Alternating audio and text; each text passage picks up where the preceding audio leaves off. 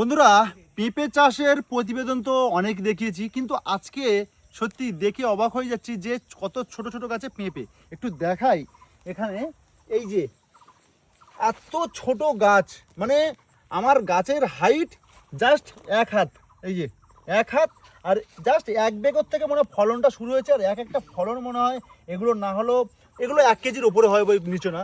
আর ফলনের শুধু সেটিংটা দেখো, এই পারে হয়ে যাচ্ছে আবার ফুল, আবার অটোমেটিক গাছ বাড়ছে, ফল হচ্ছে।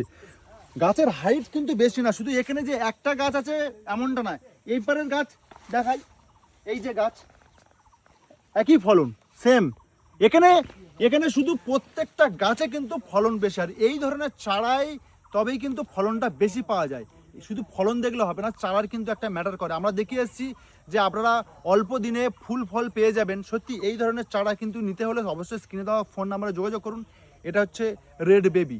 রেড বেবি আপনারা যদি চাষ করেন অতি সহজেই কিন্তু ফলন পাবেন এবং সেখান থেকে ভালো টাকা মুনাফা করতে পারবেন।